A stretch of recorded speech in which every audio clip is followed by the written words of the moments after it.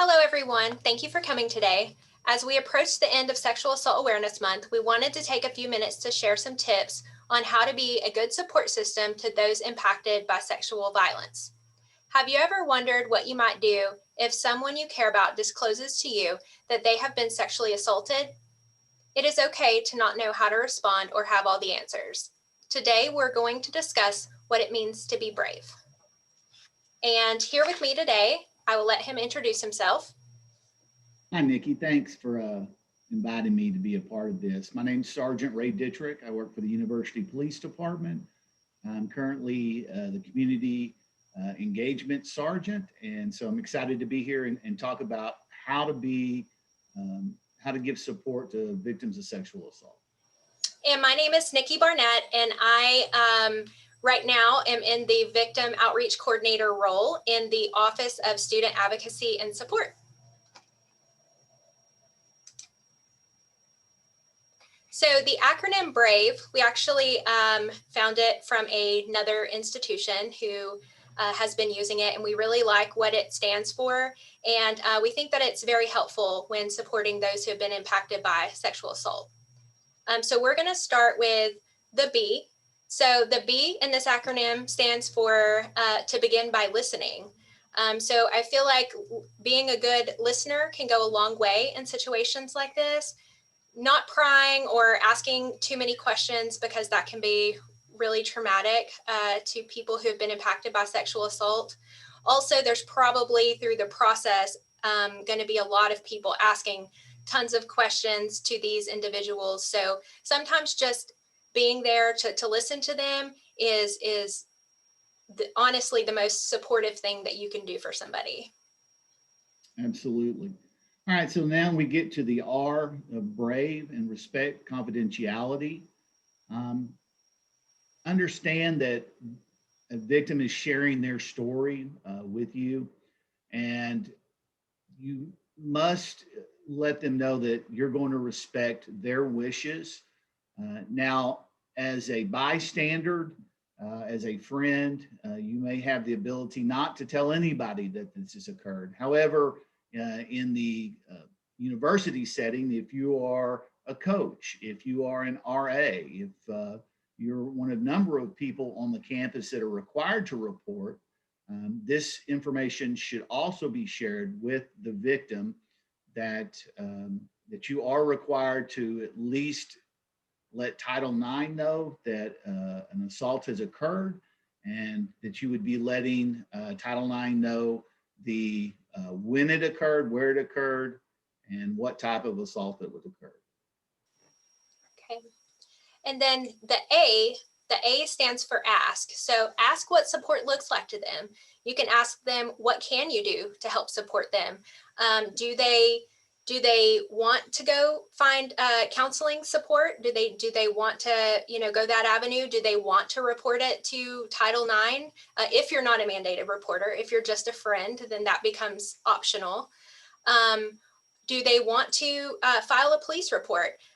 Sometimes those are a no, but just asking them what they want. A lot of times in a sexual violence situation, the survivors had a lot of their power taken away. They haven't been able to make choices for themselves. So giving them that ability back to be able to make decisions for themselves is very supportive in these cases. So ask them what they need from you. And I think one of the things, Nikki, where R and A really combine is as a bystander, what you should ask yourself is this person, is this victim in continual danger? Mm-hmm. And so I think that's really one of the things that you have to look at when you ask what their support, what they need for that support. One of the things you have to ask yourself is is there a danger to themselves or in others? And then be able to act on that. Yeah. All right, so as we move on to the V in brave, we want you to, as a good bystander, validate them. And we're not going to talk about that it's their fault, because the fact is that the only person that's at fault in that type of assault or sexual assault is the offender itself. That suspect is the person at fault. And we want to let them know that we do believe them, and that their pain is real, and that their fear is real, and that the situation is very real for them. And so it's important as a bystander not to second guess those, and just give them the support that they need.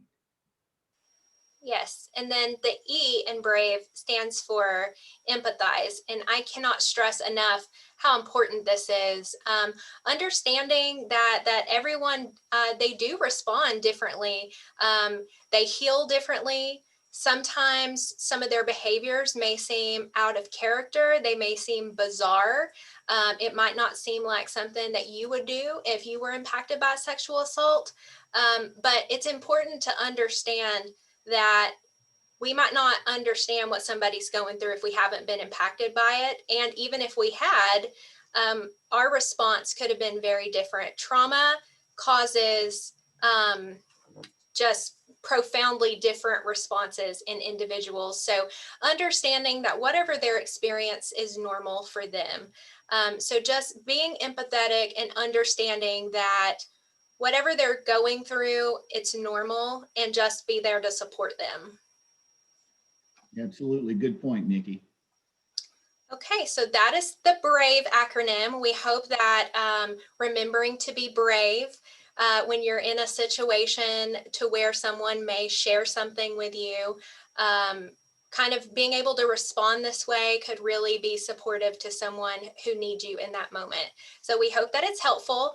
We also wanted to share some resource information. So of course, the victim support at tamuc.edu, that's a good way to get in contact with our office. We are confidential reporters, which means we are not mandated to report to anyone if you come in and talk with us about a situation. Same thing with the University Counseling Center. We also have UPD's number on here, especially in emergency situations. Make sure to utilize them as a resource. We have the Title IX coordinator, Michael Hill. We have his information here. And then we have some national hotline information. The most important thing is just to be sure, to be a good bystander is just to support, listen to them, and then help get them to resources. And this is great information. You can also find it on the TAMUC website as well.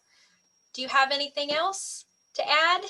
I think the only thing that I would add again is just make sure that that victim is in a safe place, that the situation is safe for them.